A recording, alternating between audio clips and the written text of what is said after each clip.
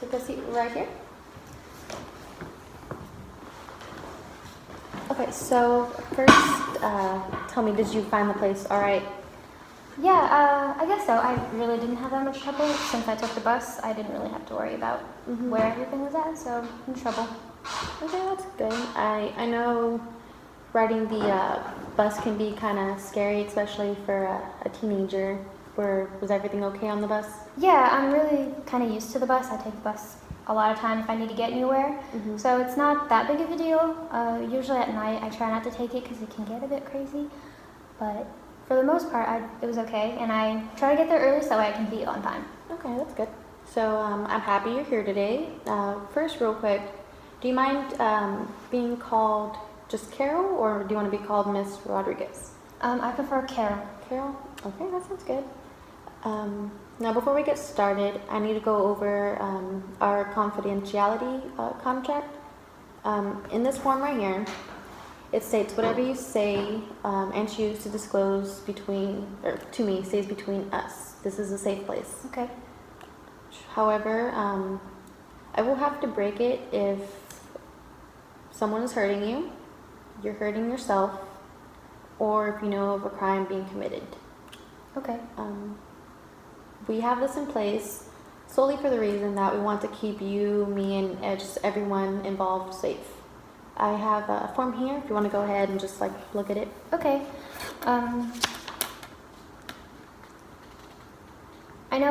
I understand this for the most part, and I know I can't sign it because I am a minor. So, but I understand this, and I understand the confidentiality. Okay, cool. That sounds good. Have you ever worked with a social worker before, Carol? No, ma'am, I haven't. But I feel like I kind of know what a social worker is. I know that they're supposed to help people, and that's it. That's all I really know. So, as a social worker, I dedicate my time to promoting my clients' well-being. We also enhance the quality of their life the best we can. We promote social and economic justice, and I also help clients achieve specific objectives that we will come up with together. We are a partnership as well, and in this we will work together. I can help you with any issues or problems you may be having and connect you with needed resources and contacts to help you achieve your goals. Those contacts and resources may be the programs that may help, or even financial aid, food stamps, kind of programs like that. So, may I ask what brings you in today? I'm kind of nervous, and I'm a little sorry about that. I am in high school right now, and I'm pregnant. And so because of that, my mother kicked me out, and so now I really don't have anywhere to go. And so I'm really just freaking out, and I need help in school. I'm struggling in school, and I really need help, but I don't know, I'm really nervous. I feel like everything in my life is messed up right now. Well, first off, you're doing great right now. And then secondly, I can see that you have a lot on your plate right now. May I ask, how old are you exactly, Carol? I'm 16 years old. 16. And next, may I ask, are you currently staying somewhere safe, as you did say that your mom did kick you out? Yeah, I'm staying somewhere safe. I'm staying with my cousin. Her name is Elizabeth, and she's really, really great. She's helped me a lot, and I trust her. So how does the situation with your mother make you feel? It kind of just makes me feel like she doesn't care for me at all, which is really sad. I'm lonely and I'm scared, and I just don't know how a mother could treat their daughter this way, like the way she is treating me. I see. So I gather you're feeling neglected and shut out from the person who is supposed to care for you the most. You're confused and are deeply bothered by her actions towards you. And because of that, because of the relationships that mothers should be having with your kids, you're not feeling loved and cared right now by her. Right. I really just wish she was there for me. And may I ask, how was the relationship with your mother in the past before she found out about your pregnancy and before the situation escalated, so to say?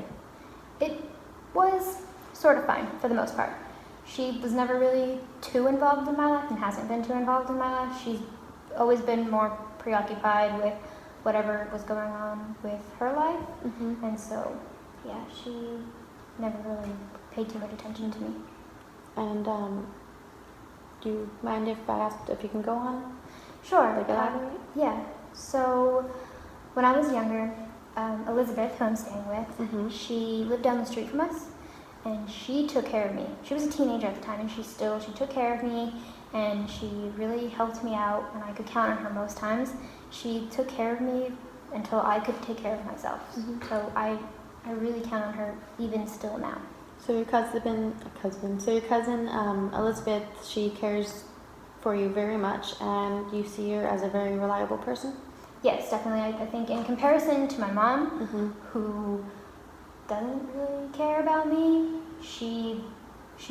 Elizabeth cares about me much more than my mom does. I think that if me and my baby were ever hurt, she wouldn't even bat an eye. She wouldn't pay attention. So, in your mom's eyes, you feel as if you're nothing to her. I'm wondering how you've reached that conclusion this far. I think probably just by her actions. Her actions, again, have showed me that she cares more about what's going on in her life than about me. So her actions have really shown me. So, I think you're saying that her actions speak louder than her words. Is that right? Yeah, I feel like that about sums it up. Mm-hmm. And how do you feel about school right now? School is kind of a struggle right now. Mm-hmm. I don't do well in school, and I never really have done well in school. And maybe that's because academics weren't really ever pushed onto me as a kid, so they never really seemed that important. They seemed kind of worthless, and I just kind of left it on the back burner. Mm-hmm. Didn't really care about it. But I've talked to my teachers about trying to get help outside of the classroom, and still nothing has really changed at all. So that's why I think it might be easier just to quit Mm-hmm. and focus on getting a job to support my baby. So it sounds as though you feel defeated by the school system and that the school system has let you down. Yes, I think if my teachers would just help me a little bit more, Mm-hmm. maybe I could do better. Mm-hmm. So, as you may know, there are consequences to all decisions in life, and they may be positive or negative. Some pros to finishing school is having your high school diploma already, and a con would be that you wouldn't have your high school diploma, and it would limit the kinds of jobs you may qualify for and how much money you could make yearly. Do you care to tell me some pros and cons you would think of dropping out and finding a job right now? I think pros and cons of dropping out would be, a pro would definitely be that I can devote all of my time to a job, Mm-hmm. and I can make money and I can support my baby. And that would really, really, really be helpful. But a con would be that I won't get to make as much money because I won't have that many job options, and the jobs that I do get won't pay me that much. And so eventually I'll have to get my GED or continue my education so that way I can get better paying jobs and support me and my baby better. That sounds really thought out.